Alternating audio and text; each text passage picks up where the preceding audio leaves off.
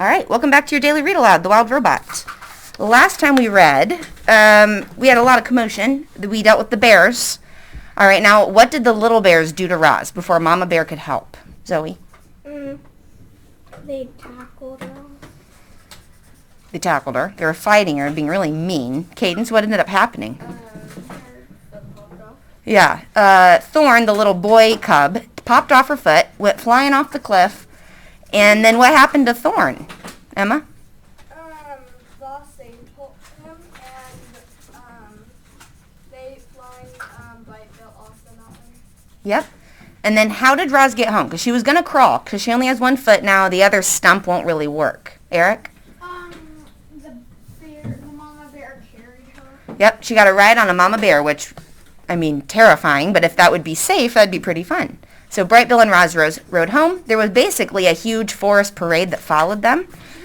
And the very last thing we talked about was basically, Bright Bill said, "Mama, do you think you'll ever walk again?" And she said, "I'm not sure, but I know who to ask for help. Now go get ready for bed." Chapter 48, The New Foot. Mr. Beaver squinted at Roz's stump. All right, raise your hand if you thought maybe Mr. Beaver might be involved. Okay, we know he's good at making things. "I've never built a foot before." He stroked his whiskers and muttered to himself.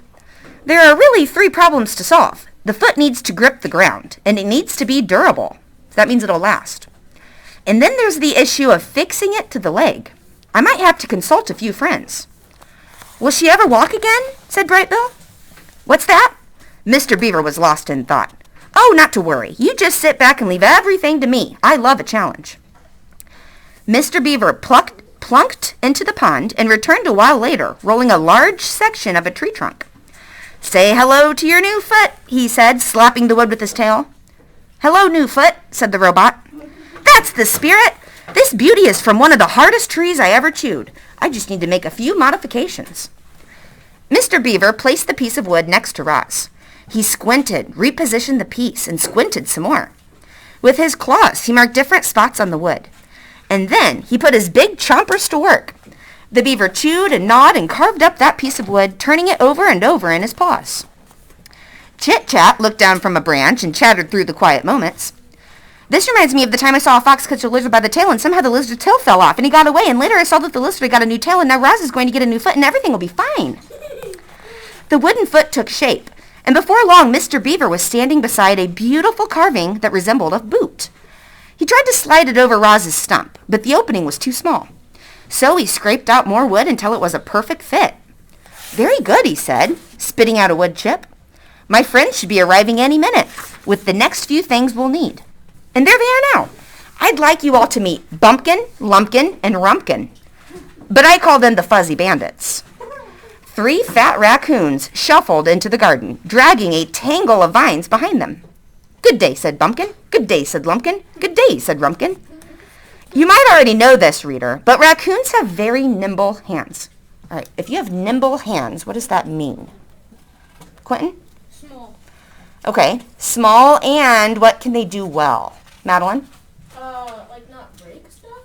Yeah, if you're very nimble, artists have very nimble hands, people that are able to use their fingers to do things well. So raccoons can grab things, grip things, they're good with their hands. Yes, Eric? So they're like chipmunk hands? Kind of. Similar to that. They have very nimble hands. And the Fuzzy Bandits used theirs to skillfully tie those vines around the robot's leg and around her new foot. The vines caught nicely on all the dings and dents and scrapes. Once they were tied good and tight, Mr. Beaver threw back his head and hollered, "Thug tap! We could use your assistance." No, Trunk Tap, sorry. Trunk Tap is the name. There was silence. And then 3 quick taps echoed down from the forest canopy. "Ah, that'll be him," said Mr. Beaver, smiling. A very handsome woodpecker swooped into the garden. "You called?" came the woodpecker's musical voice. "Indeed I did. Everyone, this is my woodpecking pal, Trunk Tap. Now, Trunky, we need some tree resin, the really sticky stuff. Can you help us out?" "Of course I can," said the woodpecker. "You've got a perfect pine right there." Trunk Tap hopped over to a crusty old pine tree and pecked a few deep holes in the bark. Thick, syrupy resin began oozing down the trunk. Mr. Beaver scooped up handfuls of the resin and smeared it all over the wooden foot and the vines until everything was glistening with stickiness. And when the resin dried a short time later, Roz's foot was finished. "This is wonderful," said the robot as she strolled around her garden. "I'm as good as new." Mr. Beaver and Trunk Tap and the Fuzzy Bandits went away feeling pretty happy with themselves. They'd done a very nice thing. But it was the first wooden foot any of them had ever made. And within a week, the vines were coming undone and the foot was sliding loose. So they returned, determined to get it right. They found even harder wood and even tougher vines. They experimented with resin, heating it by the fire, letting it boil and thicken until it became an indestructible glue. They kept tinkering with their design until finally, Roz had herself a wooden foot that she could rely on. So that kind of reminded me about our design tasks we do in class, right? You keep changing it until it's better and better. "Huzzah!" Mr. Beaver rapped his knuckles on the new and improved creation. "I knew we'd get it right."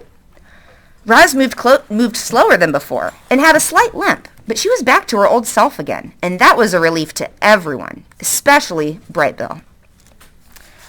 Chapter 49, The Flyer. With coaching from his mother, Bright Bill was becoming a truly exceptional flyer. He wasn't the biggest or the strongest, but he was the smartest. You see, he and his mother had started studying the flying techniques of other birds. They'd sit for hours and watch how hawks and owls and sparrows and vultures moved through the air. Then they'd go up to the grassy ridge and Bright Bill would practice what he'd learned. Soon he was diving and swooping and darting and soaring all around the island. The adult geese frowned at his flying tricks, but the goslings thought he was amazing. Each morning, a gaggle of them would wait on the water for Bright Bill to lead them into the sky. And then a few hours later, he'd return home to Roz, shaking his tail feathers and honking about his latest airborne adventures. "Mama! The other goslings didn't know that warm air rises. So I found an updraft, and we spent the afternoon circling around and hardly flapped our wings at all. Mama, did you see that lightning storm today? We knew there was trouble when the wind started blowing from the north. So we flew down to some shrubs and waited for the storm to pass. And Mama, we just tried to fly in formation. We all took turns at the point, but everyone liked following me the best, so I led most of the time." Chapter 50, The Button. Any predictions? Angie, I'll take one from you. She's gonna press the button and maybe Rose will shut off and maybe he'll remember his mama's advice. Maybe I think if you turn me off and then if you press the button first, I'll shut off, and then when you press it again, I'll come on again. We can help. She's gonna restart. Like we can say, "Hello, my name is Roz." Right, what if she didn't know anybody anymore? All right, so chapter 50, The Button. Bright Bill was thinking about the small button on the back of his mother's head. His mother was thinking about it too. They couldn't stop wondering what would happen if the button were pressed. And one day, they decided it was time to find out. Roz sat on the floor of the nest. Her son nervously stood on a stone behind her. "I am ready when you are," said the robot. "Okay," said the gosling. "Here we go." Bright Bill took a deep breath. Click. Roz's body relaxed. Her quiet whirring slowly stopped. Her eyes faded to black. All right, friends at home, here is that picture. It's very simple. That's cool. "Mama, can you hear me?" There was no answer. Bright Bill waddled around and looked at his mother's face. Her strange spark of life had gone out. The gosling had never felt more alone. He was ready to switch her back on. But what if she didn't wake up? What if she woke up different? The gosling was afraid to press the button, and he was afraid not to press the button. Bright Bill took a deep breath. Click.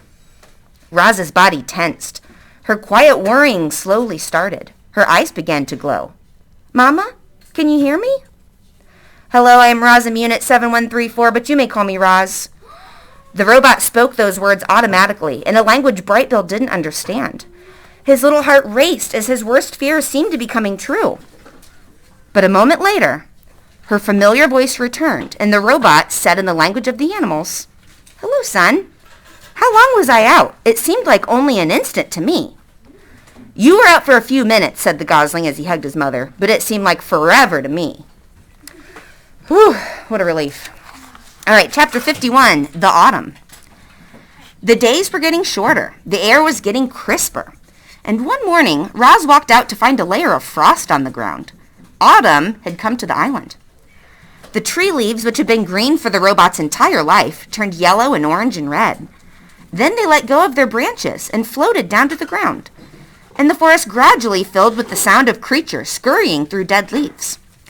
Tree nuts were also falling, chunking into roots and rocks and occasionally clanging off the robot. The smell of flowers faded as blossoms withered. All the rich scents and colors of the island were draining away. The animals were also changing. How do you think animals change in preparation for colder weather? Cadence, give me one thing. They're building. Okay, they might have to build somewhere else to live. Angie? Hibernation. They might be preparing to hibernate. So before you hibernate, you got to fill up on lots of food, right? Bears. Bears definitely hibernate. Emma, what else might they do? Like, they go to the south. Okay, some animals migrate. Abby? What is Brightbill migrate? Has anyone thought about that yet? Do geese always migrate south for the winter? Yeah, but what if his mama? Just think about it for a minute. Okay, now I'm thinking about a few other things animals do that we probably know. Think about their fur. How do animals' fur and things on their body, how does that change when it's becoming winter? Hayden? Well, their fur gets thicker, and his mom might force him to migrate. We'll see. Okay, so that's an adaptation. Remember, when you adapt, you change to meet the conditions you need. So they're all going to adapt for winter. The animals were also changing. Furry animals were growing more fur. Feathery animals were growing more feathers. Scaly animals were starting to look for new homes. So you guys basically got it all. Yerp, it's cooling off, croaked one frog to another. Before long it'll be time for sleeping. Yerp, I better start looking for a good hole, croaked the second frog. Have you found one yet? Nah, croaked the first frog. I'll look for a hole next week. For now I'm going to enjoy the warm sunlight while it lasts. Yerp. Many of the island animals were already thinking about their winter hibernation. Frogs, bees, snakes, and even bears would soon disappear and spend the next few months resting out of sight. And then there were the birds. Some birds, like owls and woodpeckers, would spend the winter nesting and eating the island's few remaining edibles. But the migratory birds were preparing for the long journey south to their warm wintering grounds. And among the birds destined to leave were the geese. All right, I think this is probably our last chapter, chapter 52, the flock. Brightbill slowly waddled into the nest. He had a confused look on his face. Mama, the other goslings said that we have to leave the island soon, and we won't return for months and months. Is that true? That is true, said Roz. You know that geese migrate south for the winter. Will you migrate with us? Said Brightbill. I cannot fly or swim, so I will spend the winter here on the island. Can I stay with you? I do not think that is a good idea. I think you should migrate with the flock. Well, how long will migration take? Said Brightbill. Where will we fly? When will we come home? I do not know, said Roz. Let us go ask the others. And so the robot and the gosling walked around the pond to where Loudwing and her friends were chatting. Hello, everyone, said Roz. Brightbill has some questions about the flock's upcoming winter migration. And we'd be happy to hear them, said Loudwing. What would you like to know, little one? How long will the migration take? Said Brightbill. Where will we fly? When will we come home? It'll take us a couple of weeks to fly south, said Loudwing, depending on the weather. We'll join other flocks at a beautiful lake in the middle of a great sprawling field, said another goose.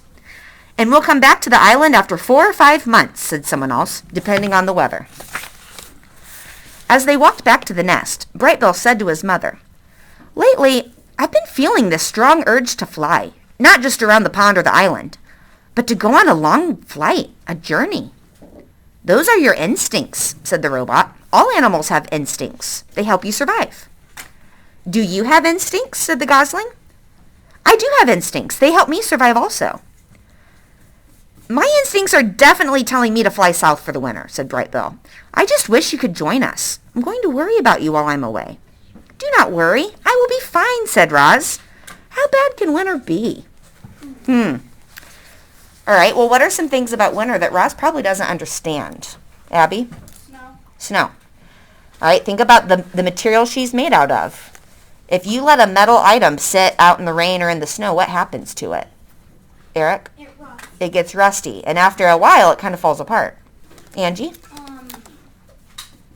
Ice, because frost, if she sits outside for a long time, her inside and her outside will start to freeze and she'll shut off. And when Bright Bill comes back, maybe not the button can just shut her off. Maybe something else can, and then Bright Bill's gonna press the button maybe, Okay. and then it's not gonna work. All right, but I like that you brought up ice. Do you think for a robot with metal feet and one metal foot, one wooden foot, do you think it'll be harder for her to get around on the ice? Think about Sam Gribley falling down all over his mountain.